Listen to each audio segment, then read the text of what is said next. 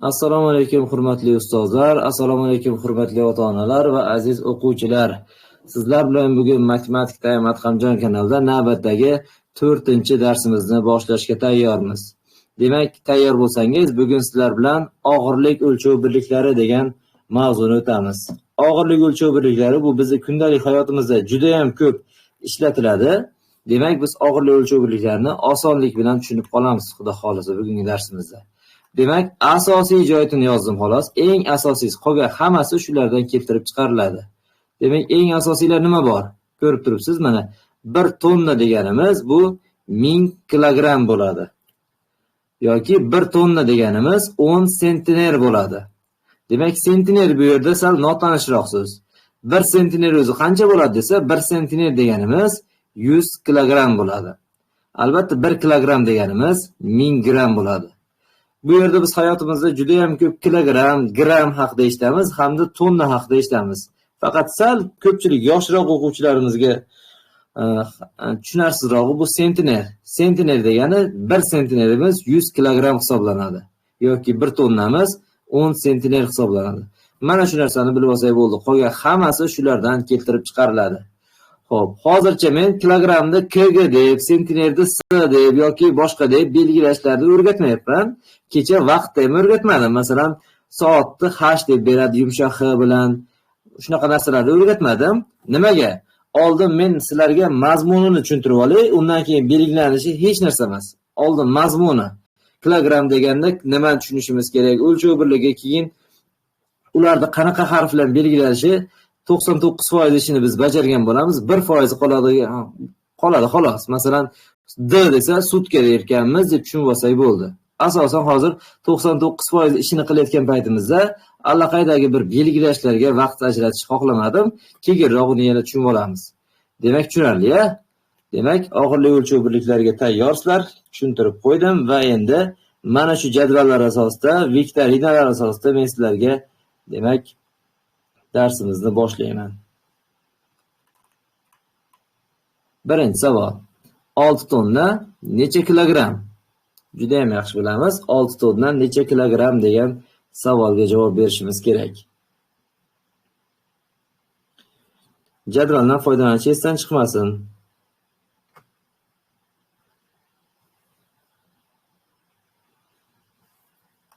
Olti tonna necha kilogramm?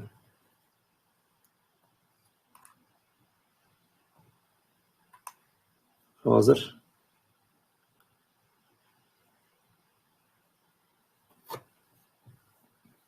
demak, viktorinamiz tushdi savol bo'lib, 90% dan ortiq yaxshi, juda ham yaxshi. Bu oson savol edi. Demak, 6 tonna necha kilogramm deganda bilamizki, 1 tonnamiz 1000 kilogramm bo'ladi, to'g'rimi? 6 tonna necha kilogramm deganda biz 6 ni 1000 ga ko'paytirib qo'yishimiz kerak. 6 ni 1000 ga ko'paytirib qo'yadigan bo'lsak, 6 tonnamiz 6000 kilogramm bo'ladi. Bu yerda 6000 kilogramm degan javob, mana ko'rib turibsizlar, bu B javobda turibdi. Mavzu unchalik qiyin emas, bemalol ishlasak bo'ladi, xudo xolasa. Ikkinchi savolga o'tamiz. Ikkinchi savol.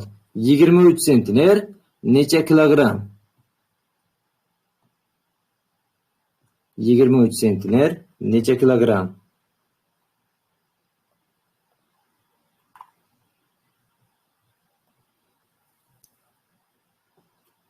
Demak, viktorinada ozgina kechikish bo'lyapti hozir.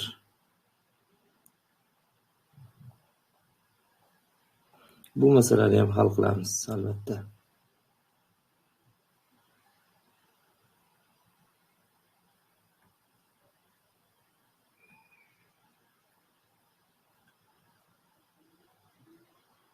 Ikkinchi savolda viktorinasi menimcha hali yetib tushmadi shekilli.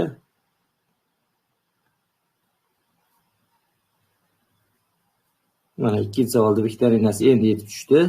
Demak, javob berishimiz mumkin bemalol. Mana endi ikkinchi savolda viktorinasi bu yoqda oldin jo'natganim endi yetib tushdi. Bittasini o'chirib tashlaymiz xalaqit bermasligi uchun. Demak, hozirgina jadvalda ko'rdik. 1 sentiner deganimiz qancha bo'lardi? 100 kilogramm bo'lardi. Demak, 23 sentner necha kilogramm desa, biz 23 ni 100 ga ko'paytirishimiz kerak. 23 ni ko'paytiramiz 100 ga. Hisoblasak, 23 sentner deganimiz 2300 kilogramm bo'ladi. 2300 kilogramm esa bu mana S javobda turibdi. Tushunarli-a? 67% hozir to'g'ri javob keldi bizga. Navbatdagi 3-savolga o'tamiz. 12 tonna necha sentner?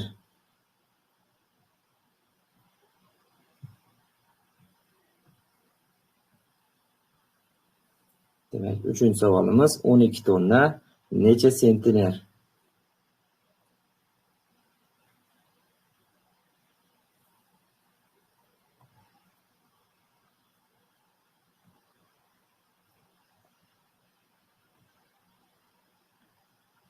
Albatta, ulgurmayotganlardan uzr so'ragan holatda tezroq javoblarni berib ketaveramiz. Demak, hozircha 55% natija. Qaranglar. 1 tonnamiz jadvalda ko'rdik-ku, necha sentner edi? 1 tonnamiz 10 sentner edi. Demak, 12 tonnamiz necha sentner bo'ladi desa, 12 ni 10 ga ko'paytirishimiz kerak bo'ladi. 12 tonna deganimiz 120 sentner bo'ladi. Bu esa A javobda turibdi. Tushunarli-a? Sal foiz pastroq bo'lib qoldi. Navbatdagi savolga o'tamiz. 4-savol. 3 kilogramm necha gramm?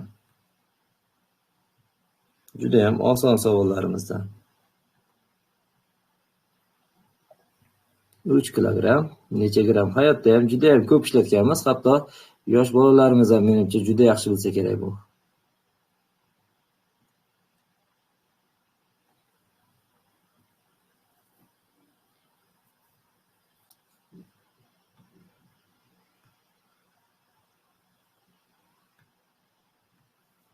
Demak, bilamizki 1 kilogramm deganimiz 1000 gramm bo'ladi. 3 kilogramm qancha desa, 3 ni 1000 ga ko'paytirishimiz kerak bo'ladi. 3 ni 1000 ga ko'paytiradigan bo'lsak, 3 kilogramm deganimiz 3000 gramm bo'ladi. Bu yerda 3000 gramm degan javob mana B javobda turibdi. Tushunarli-a? Navbatdagi 5-savolga o'tamiz. 9 tonna 7 sentner necha sentner?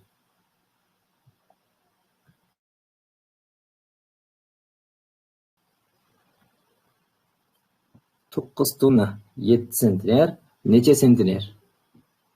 Jadval qayerda deyotganlarga jadval birinchi bo'lib tashladim. Dars boshlanishda birinchi bo'lib jadvalda 4 ta narsani tashladim. 1 tonnamiz 1000 kilogramm, 1 tonnamiz 10 sentner, 1 sentnerimiz 100 kilogramm, 1 kilogrammimiz 1000 gramm degan jadvalni darsni boshidayoq tashladim, keyin savollarga o'tdim.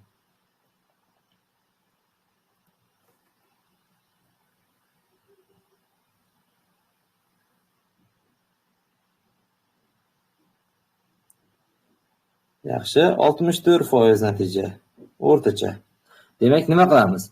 9 tonna 7 sentner necha sentner desa, biz avval 9 tonnani necha sentner bo'lishini topib olaylik. Demak, hisoblasak, o'zi 1 tonnamiz 10 sentner bo'lardi. Demak, 9 tonnamizni 10 ga ko'paytiradigan bo'lsak, 9 tonna deganimiz 90 sentner bo'ladi. Savolda 9 tonna yu 7 sentner degan. Demak, 90 ga 7 ni qo'shamiz. Shunda 9 tonna 7 sentner deganimiz aslida 97 sentner bo'lib qoladi. Tushunarli-a? Bu A javobda turibdi. Tonnadan sentnerga aylantirdikda, keyin yana sentnerni qo'shib qo'ydik. 6-savol.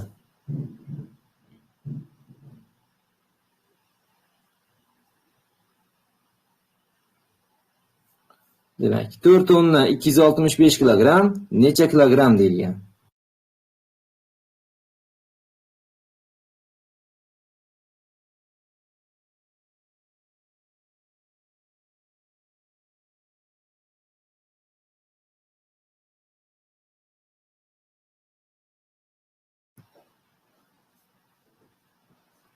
To'rt tonna 265 kilogramm necha kilogramm? 92% natija. Juda ham yaxshi. Demak,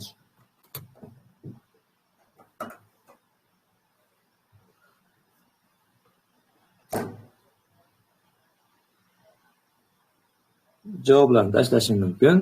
4 tonnadan avval kilogramga o'tib olaylik. Bu oson, ha? 1 tonnamiz 1000 kilogram bo'ladi.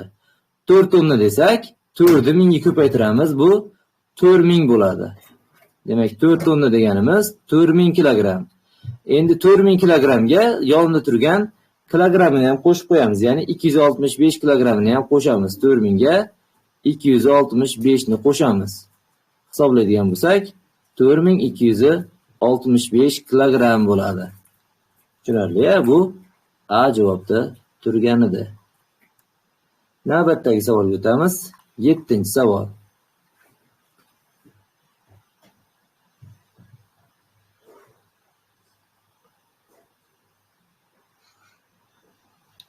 Savol. Demak, 36 tonna 5 kilogram necha kilogram deb savol berilgan.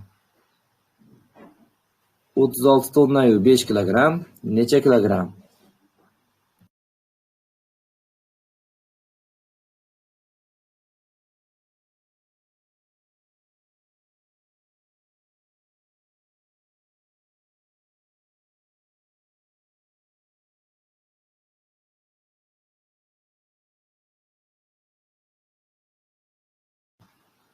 Demak, hozircha bor yo'g'i 47% to'g'ri javob keldi.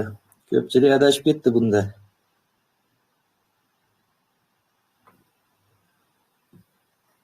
Demak, 36 tonna degandan oldin kilogramga o'tib olaylik. Demak, 36 ni 1000 ga ko'paytirishimiz kerak, 36 tonnadan kilogramga o'tish uchun. 36 ni 1000 ga ko'paytiradigan bo'lsak, 36000 bo'ladi. Endi 5 kilogram degan qo'shimchasi ham bor edi. 36000 ga 5 ni qo'shib qo'yishimiz kerak. 36000 qo'shilgan 5 barobar bu 36005 bo'ladi. Bu degani 36 dan keyin 2 ta 0 qo'yib, keyin 5 yozamiz. Demak, bu B javobda turibdi. Xo'p. Navbatdagi 8-savolga o'tamiz. 6 kilogram 65 gram necha gram?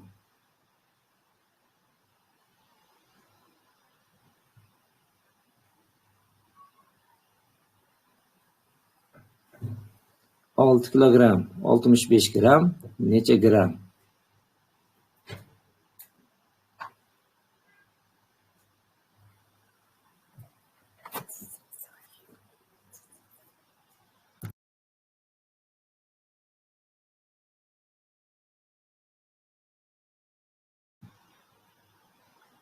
Olti kilogram 65 gram necha gram?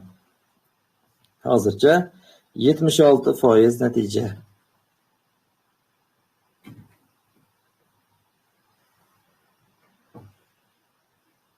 Demak, ko'rinishdan oson bo'lgani bilan ba'zi odam chalg'itib qo'yadi. Demak, 6 kilogram degandan oldin gramga o'tib olishimiz kerak, 6 kilogram deganimiz, albatta 1 kilogramimiz 1000 gram bo'ladi. 6 ni 1000 ga ko'paytiramiz. Demak, 6 kilogramimiz 6000 gram bo'ladi. Endi bu 6000 gramga 65 gramni ham qo'shib qo'yishimiz kerak. Demak, 6000 qo'shilgan 65 deymiz. Hisoblasak, 6065 bo'ladi. 6065 deganimiz esa S javobda turibdi. Tushunarli, Navbatdagi 9-savolga o'tamiz.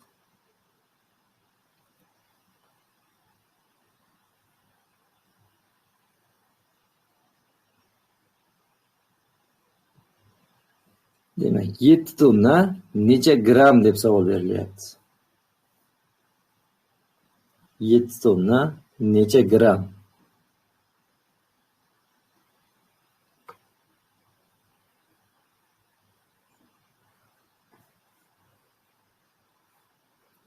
Xo'p, Qulbek va Muborak ustozimiz shunday deb siz tushungan bo'lsangiz, juda ham xursandman. Agar shunday zerikdik degan bo'lsangiz, marhamat bemalol chiqib ketishingiz mumkin. Hech kim majburlayotgani yo'q. Faqat iltimos xalaqit qilmay tursangiz. 7 tonna necha gram deb savol berilgan. Hozircha mana bor yo'g'i 35% to'g'ri javob kelgan bizda 217 ta ovozdan.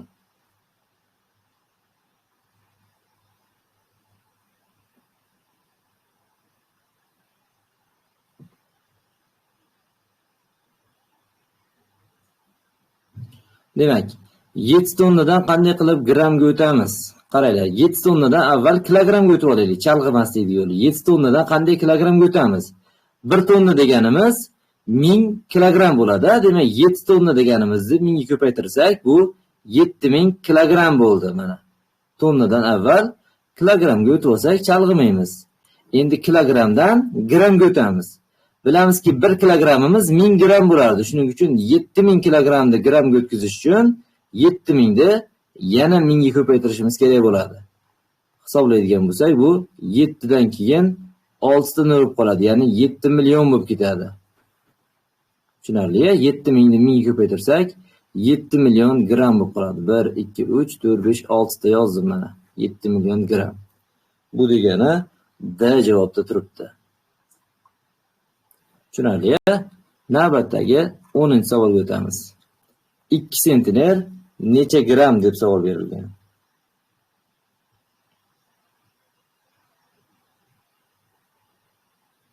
Ikki sentner necha gramm?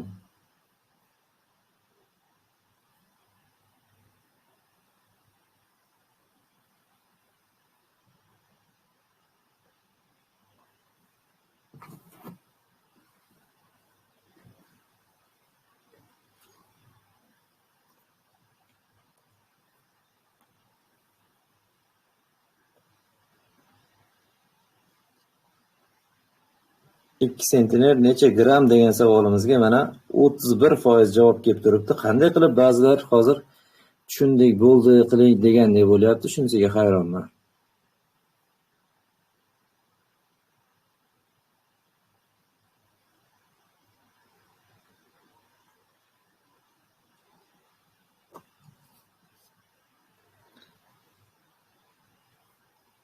Demak, hozircha 47% natija.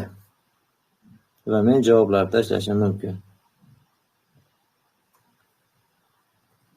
Xo'p, 2 sentner necha gramm deganda nima qilamiz? Avval sentnerdan kilogrammga o'tib olaylik. Bilamizki 1 sentnerimiz 100 kilogramm bo'lardi. 2 sentner degani uchun 2 ni 100 ga ko'paytiramiz. 2 sentner deganimiz 200 kilogramm bo'ladi. Endi kilogrammdan grammga o'tishimiz mumkin. Demak, 200 ni ko'paytirib qo'yamiz 1000 ga, chunki 1 kilogrammimiz 1000 gramm bo'ladi-da. 200 ni 1000 ga ko'paytiramiz desak, bu 200 ming bo'lib qoladi. Ya'ni 2 dan keyin 5 ta noli bor. 200 ming gramm bo'ladi. Bu esa B javobda turibdi. Tushunarli? Navbatdagi 10-savolga o'tamiz. 11-savolga ekan.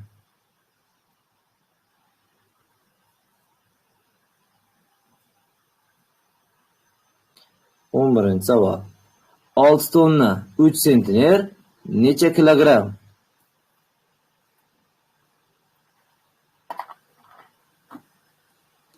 6 tonna 3 sentner necha kilogramm? Demak, darslar qachon bo'lyapti deb so'raganlarga, darslarimiz haftada har kuni bo'ladi. Har kuni 21:00 da bo'ladi. Lekin ba'zida 21:00 da menga ichki pulli guruhlarimizda darslar qo'yilib qolgan bo'lsa, men o'sha kunlari 19:00 da o'tib beryapman. Demak, kamdan kam holatlarda 19:00 da bo'ladi. Aksariyat ko'pincha 21:00 da bo'ladi. Boshqa vaqtda hozircha qo'yilmagan, faqat 21:00 yoki 19:00. Demak, maslahatim 19:00 da bir kirib gruppaga xabar olib qo'ying. Agar dars bo'lmayotgan bo'lsa, demak 21:00 da bo'lar ekan deb chiqib ketaverasiz. Tushunarli-ya? Yakshanba kunlari o'sha o'tilgan mavzularni mustahkamlash bo'yicha diagnostik test olib, o'sha testimizni tahlil qilamiz. Xo'p, 11-savolga demak 67% natija.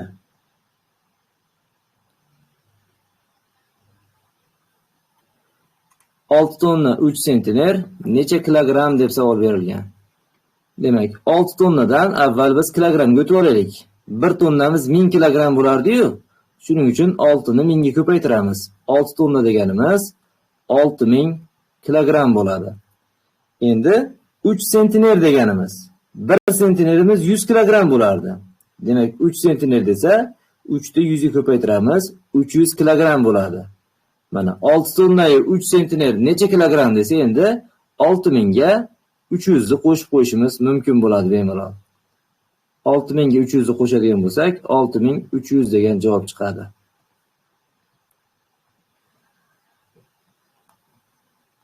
Barobar 6300. 6300 degan javobimiz B javobda turibdi. Navbatdagi savolga o'tamiz. 12-savol.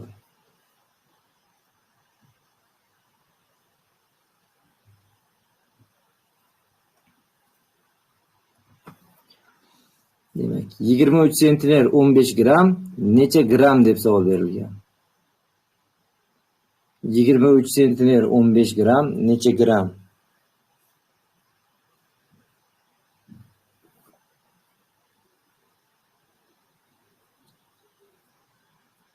Demak, hurmatli ustozlar, hurmatli ota-onalar, hurmatli o'quvchilar, mabodo birinchi marta kirishingiz bo'lsa-yu yoki endi kirayotgan shunaqa meni fe'l-atvorimda ba'zida konkret gapirib qo'ygan gaplarim sizga qo'pollikdaqa tuyulsa, ishoning, bu qo'pollik emas. Shunchaki bu yerda 12750 nafar odam bor. Bu degani 12750 ta xarakter bor. Ularning ba'zilari oddiy shunchaki yumshoq gapga tushunmaydi. Ularga sal o'ziga yarasha gap qilish kerak. Tushunarli-a? Shuning uchun bu gap hammaga tegishli emas. O'zi ba'zida egasi kelib qolganda gapirib qo'yaman. O'shanda o'zingizga olmay, xafa bo'lmay turasizlar. Shu egasiga yetib boradi o'zi.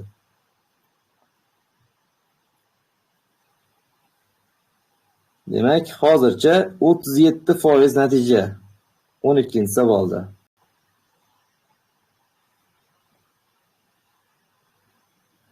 Yigirma 23 sentner 15 gram necha gram deb savol qo'yilgan. Qarang. Avval sentnerdan gramga o'tib olishimiz kerak. Yuqorida o'tdik sentnerdan gramga. Demak, 23 sentnerdan avval kilogramga o'taylik. 23 sentnerni 100 ga ko'paytiramiz, chunki 1 sentnerimiz 100 kilogram bo'lgani uchun. 23 sentner deganimiz bizda demak 2300 kilogram bo'lib qoladi.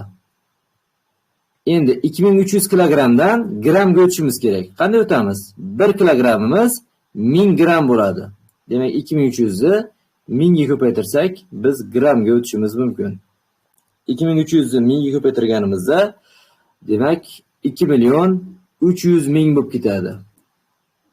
Nollari 5 ta bo'ladi xullas. 2.300.000. Endi bu 2.300.000 gram chiqdi. Bizda yonida yana qo'shimcha 15 gram ham bor edi. 15 gramni ham qo'shib qo'yishimiz kerak. Demak, 2.300.000 ga 15 gramni ham qo'shamiz. 15 ni hisoblasak 2.300.000 15 degan javob chiqadi. Bu degani 2.300 dan keyin 3 ta 0, keyin 15 yoziladi. Mana 2.300.000 15 degani bu A javobda turibdi. Tushunarli-a? Navbatdagi savolga o'tamiz. 13-savol. 1500 kilogram necha sentner deb savol berilgan.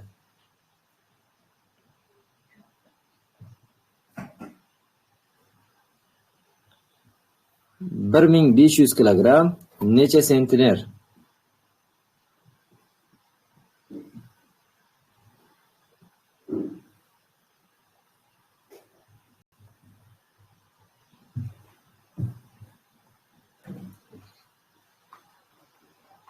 Yaxshi, 70% men o'ylaganimdan ancha yaxshi. To'g'risiga men bu usulni tushunishamikin, kichkinadan kattaga o'tganda adashib qolishmasmikin degandim. Yaxshi. Demak, 1500 kilogram necha sentner desa, endi kichkina o'lchov birlikdan kattarog'iga o'tyapmiz, to'g'rimi? 1 sentnerimiz 100 kilogram bo'larmidi? 1500 endi necha sentner desa, 100 ga bo'lamiz. 1500 kilogramdan sentnerga o'tish uchun 100 ga bo'lamiz, chunki kichkina narsadan katta narsaga o'tilayotganda bo'linadi. 1500 ni 100 ga bo'lib qo'yadigan bo'lsak, 15 sentner degan javob chiqadi. 15 sentner degan javob, mana ko'rib turibsizlar, bu S javobda turibdi. Navbatdagi savolga o'tamiz. Demak, 14-savol.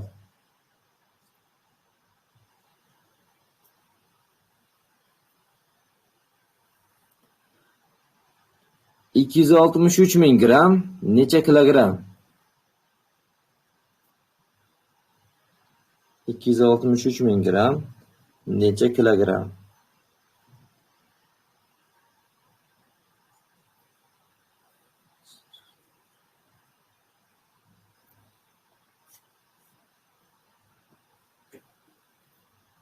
Yaxshi, hozircha 91% natija.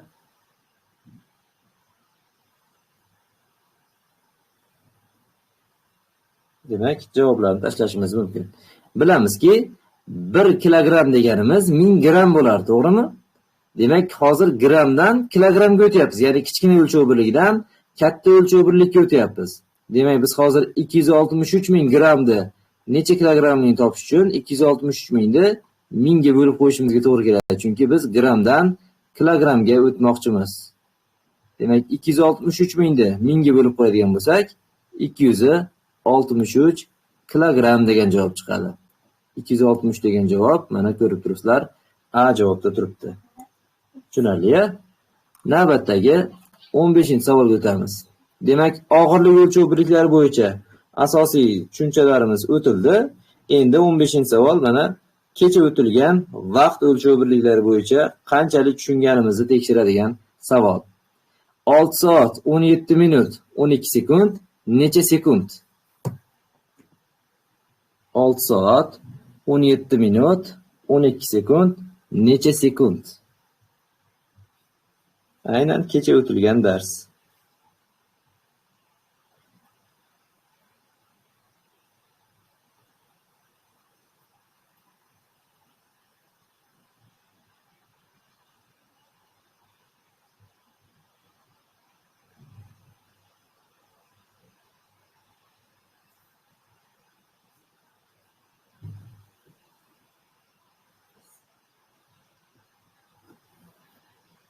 Bu savol ozgina hisob-kitob qilishli savol bo'lgani uchun javoblar kelishi biroz sekinroq bo'lyapti. Shuning uchun ozgina kutib turishga harakat qilamiz. Hozircha 55% natija. Demak, ushbu darsimizning videosini albatta Matematik Time Adhamjon kanaliga ham joylab qo'yaman. Qolaversa, YouTube kanaliga ham joylab qo'yaman. YouTube kanalimizda ham bemalol buni videosini ko'rishingiz, boshqa kimgadir yana ulashib berishingiz ham mumkin bo'ladi. Shuning uchun YouTube kanalimizga ham a'zo bo'lib qo'ysangiz, mabodo favqulodda internet yaxshi ishlamagan paytlarda YouTube'da ham prямой efir qilib dars o'tishimiz mumkin bo'ladi. Albatta, YouTube'da prямой efir qilib dars o'tishimiz uchun kamida 1000 tadan ko'p obunachi bo'lish kerak ekan. Hozircha bizda 1000 ta emas. Demak, 61% natija bilan men 15-savolni javobini tashlayman. Qaranglar. Demak, oxirida bizda necha sekund deyapti-yu. Biz soatni ham sekundga o'tkazib olaylik, minutni ham sekundga o'tkazib olaylik. Bundan keyin hisoblaymiz. 6 soat deyapti. Demak, 6 soat deganimizni 60 ga ko'paytirsam minutga o'tadi, to'g'rimi? Chunki 1 soatimiz 60 minut bo'ladi. Endi yana bitta 60 ko'paytirishim sababi minutdan sekundga o'tyapman. Demak, birinchi 60 bu soatdan minutga o'tkazyapti. Ikkinchi 60 minutdan sekundga o'tkazyapti. Hisoblaymiz. 6 ni 60 ko'paytirsak 360, 360 ni yana 60 ko'paytiradigan bo'lsak 21600 bo'ldi. Demak, 6 soat deganimiz 21600 sekund bo'ldi. Endi 17 minut degani ham bor edi. 17 minutdan ham sekundga o'tib olaylik. 17 ni 60 ga ko'paytiramiz, chunki 1 minutimiz 60 sekund bo'lgani uchun. 17 ni 60 ga ko'paytiradigan bo'lsak, 17 minut deganimiz 1020 sekund bo'lar ekan. Ana endi bemalol qo'shib qo'yishimiz mumkin. 6 soat degan o'rniga 21600 deymiz. 17 minut degan o'rniga 1020 deymiz. Va davomida o'zlarida turganda 12 sekund degani ham bor edi. Uni ham qo'shib qo'yamiz. Hammasini hisoblasak 22632 degan javob chiqadi. Demak, 6 soat, 17 minut va 12 sekund birgalikda 22632 sekund bo'lar ekan. Bu A javobda turibdi. Demak, kecha o'tgan darsimizda mustahkamlaydigan joylarimiz bor ekan. Albatta, matematika qaytib mustahkamlash bilan yaxshi turadi holati. 16-savol. 15-savolda ozgina adashib ketganlik hisobiga yaxshi topolmaganlar, mana 16-savolda o'zlarini formasini tiklab olishlari mumkin. 23 soat, 49 minut, 27 sekund. Necha sekund?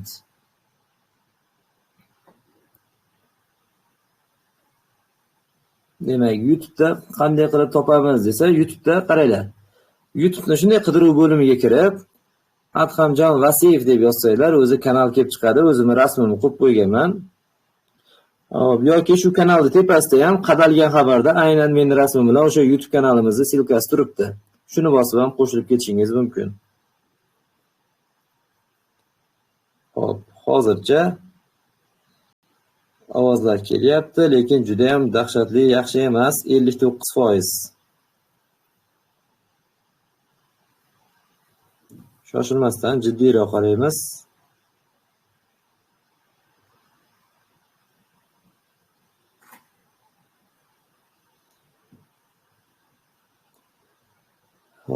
Takrorlash hamma bilimlarda onasi hisoblanadi. Shuning uchun meni sistemam o'tgan darslarda ham ora-orada bitta-bitta, ikkita qo'shib takrorlatib ketaman.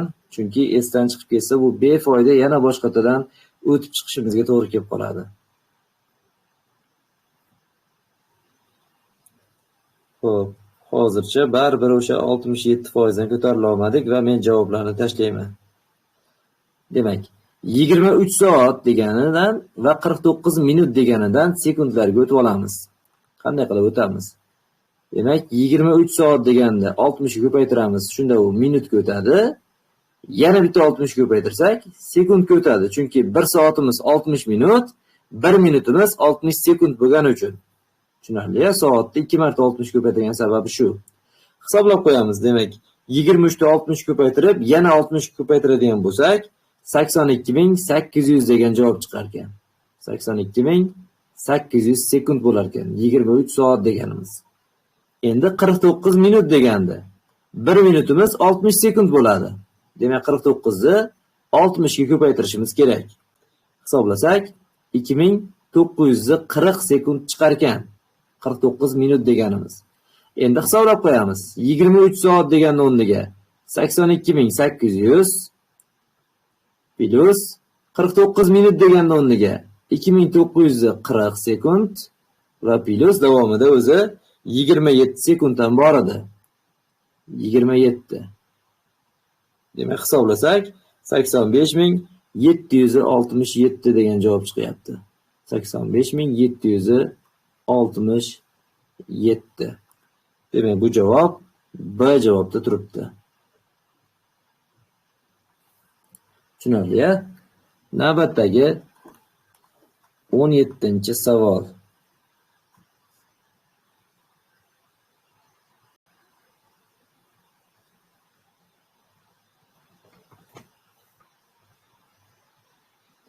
o'n 19 sutka 11 soat necha soat? 19 sutka 11 soat necha soat? Aynan kecha tushuntirilgan narsa.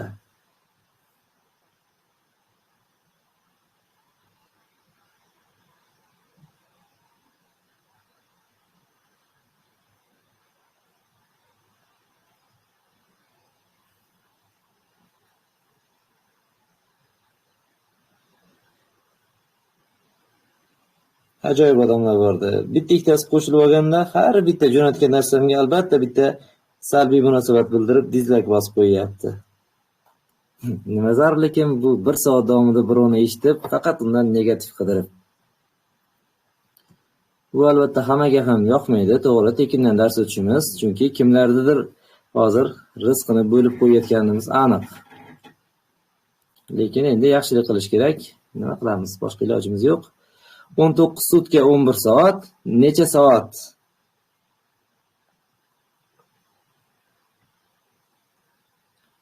Hozircha 82% natija. Yaxshi. Demak, biz 19 sutka deganda avval soatga o'tib olishimiz kerak. Bilamizki 1 sutka deganimiz 24 soat bo'ladi. 19 sutka desa, 19 ni 24 ga ko'paytiramiz, bu soatga o'tadi. Demak, 19 ni 24 ga ko'paytirganimizda 456 bo'lar ekan. Demak, 19 sutka deganimiz 456 soat bo'ldi. Endi demak 456 ga yonida turgan 11 soatni ham qo'shib qo'yishimiz kerak. 456 qo'shilgan 11 barobar 467 soat. 467 degan javobimiz esa shundoqqina B javobda mana turibdi. Navbatdagi savolga o'tamiz. 18-savol.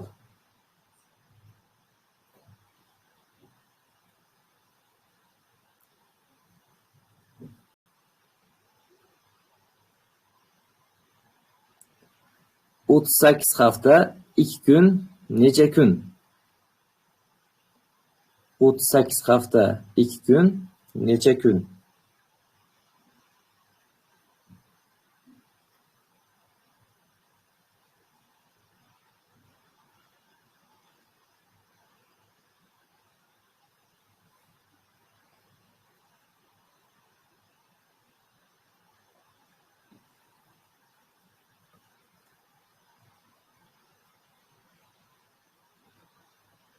Demak, nisbatan hayotiy savoli. Haftadan o'tishi bilamiz. 38 hafta, bir haftamiz 7 kun bo'ladi. Shu 38 haftamiz necha kun bo'lishini topib, unga yana 2 kun qo'shib qo'ysak, javob chiqadi. Hozircha 77% to'g'ri javob bizda. Aytganimdek, mana 38 haftadan oldin kunga o'tib olaylik. Bir haftamiz 7 kun bo'ladi. Demak, 38 ni 7 ga ko'paytiraylik. Necha bo'ladi? 38 ni 7 ga ko'paytiradigan bo'lsak, 266 kun bo'lar ekan. Demak, 38 haftamiz 266 kun ekan. Unga yonidagi 2 kun deganni ham qo'shib qo'yishimiz kerak albatta. 266 ga 2 ni qo'shib qo'yadigan bo'lsak, jami bu 38 hafta 2 kun degani 268 kun bo'lar ekan. 268 kun deganimiz mana D javobda turibdi. Tushunarli-a? Navbatdagi 19-savolga o'tamiz. Demak, 19-savol masala ekan. Qopdagi 50 kilogramm shakar 200 grammdan qilib paketlarga solindi. Necha paketda shakar hosil bo'ladi? Demak, bitta qopda 50 kilogramm shakar olib kelinibdi-da, 200 gramm 200 grammdan qilib paketlab chiqilibdi. Necha paket shakar hosil bo'ldi deb savol berilgan.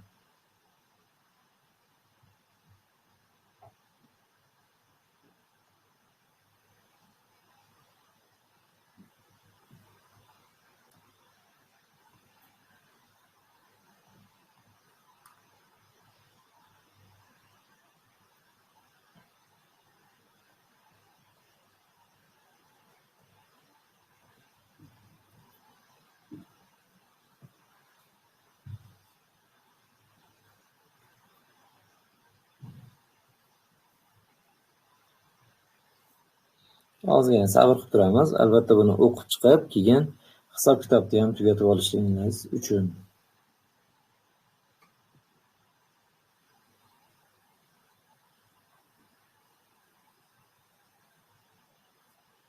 Demak, qopdagi 50 kilogramm shakar 200 grammdan qilib paketlarga solindi. Nechta paketda shakar hosil bo'ladi degan savolimizga hozircha 86% ovoz keldi. Yaxshi, juda ham yaxshi. Nima qilamiz? Demak, 50 kilogramm shakar bo'lsa, buni biz grammga o'tkazib olishimiz kerak, chunki 200 grammdan qilib deyapti-yu. 1 kilogramm deganimiz 1000 gramm bo'lardi. 50 kilogramm deganni grammga o'tish uchun 1000 ga ko'paytiramiz. Demak, qopdagi 50 kilogramm shakarimiz grammga o'tkazganimizda 50.000 gramm bo'lib qolar ekan. 50.000 gramm. Endi buni 200 gramm 200 grammdan qilib paketlab chiqyapti ekan. Nechta paket bo'lishini topish uchun 50.000 ni 200 ga bo'lishimizga to'g'ri keladi. Chunki 200 grammdan qilib bo'lib chiqilyapti. 50.000 ni bo'lamiz 200 ga. Hisoblaydigan bo'lsak, 250 ta paketga joy bo'lar ekan. 250 ta deb qo'ysak mana. Demak, 250 ta degan javobimiz S javobda turibdi. Tushunarli-a?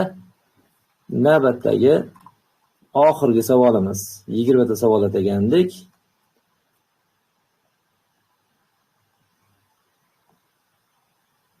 Yigirmantasiga mana yetib keldik. 20-savol. Do'konda birinchi kuni 8 yashik, Ikkinchi kuni xuddi shunday 6 yashik pechenye sotildi. Agar hamma sotilgan pechenyelar 140 kilogramm bo'lsa, birinchi kuni necha kilogramm pechenye sotilgan?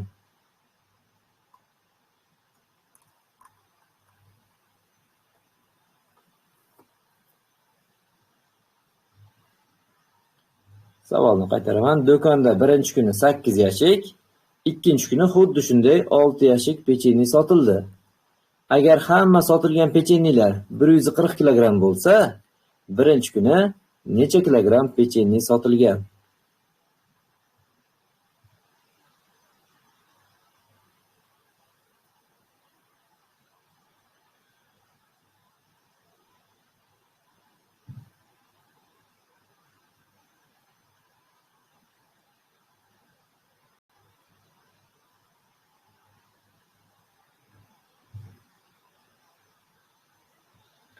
Hozircha javoblar birozgina sekinroq kelyapti. 74% natija. Va men o'zim tashlayman, qaranglar. Demak, fikrlab olsak, birinchi kuni 8 yashik, ikkinchi kuni 6 yashik sotildi deyapti. Demak, 8 yashikka 6 yashikni qo'shadigan bo'lsak, birinchi kun bilan ikkinchi kunda jami 14 yashik pechenye sotilgan bo'ladi, to'g'rimi? Ya'ni 14 yashikda pechenye sotildi. Jami sotilgan pechenyelar 140 kilogramm deyapti. Demak, 140 kilogramm pechenye 14 yashikka joylangan ekan. 140 ni 14 ga bo'lib ko'raylikchi, bitta yashikda nechta pechenye siqqanini bilib olamiz. Jami sotilgan pechenyelar 140 kilogramm bo'lsa, bu 14 yashikka siqqan bo'lsa, demak bitta yashig'imizga 10 kilogramm pechenye joylangan ekan. Savolda birinchi kuni necha kilogramm pechenye sotilgan deb savol berilgandi. Birinchi kuni 8 yashik sotilganmidi? Demak, 8 yashik sotilgandi va uni har biri 10 kilogrammdan edi. Hisoblasak, birinchi kuni 80 kilogramm pechenye sotilgan bo'ladi. 80 kilogramm degan javobimiz bu S javobda turibdi. Tushunarli-a? Demak, shu bilan bugungi darsimiz o'z nihoyasiga yetdi. Darsimizda yo'l qo'yilgan xato kamchiliklar bo'lsa, uzr so'rayman. Keyingi darslardan 30 ta misol tayyorlab qo'ysak bo'lar ekan, chunki 20 ta ba'zida tezlashib ketib qolgan paytlarimizda ancha 15 minut vaqtimiz ortib qoldi. Odatda men darsni 1 soatga mo'ljallardim, mayli bugun sal qisqaroq bo'lib qoldi. Inshaalloh keyingi darsimizda 1 soatdan ham ozgina ko'proqqa cho'ziladigan qilib savollarni 30 ta qilib qo'yamiz. Sog' bo'linglar, salomat bo'linglar. Darsimizga yo'l qo'yilgan xatolar uchun uzr so'rayman. Albatta, Xudo xolasa bundan ham sifatliroq qilib ishlashga harakat qilamiz. Menimcha darsimizda umuman o'zi bugun xato bo'lmadi. Endi mabodo kamchiliklar bo'lgan bo'lsa deb aytib qo'yapman. O'zingizni ehtiyot qiling. Sog' bo'ling, ertaga ko'rishguncha.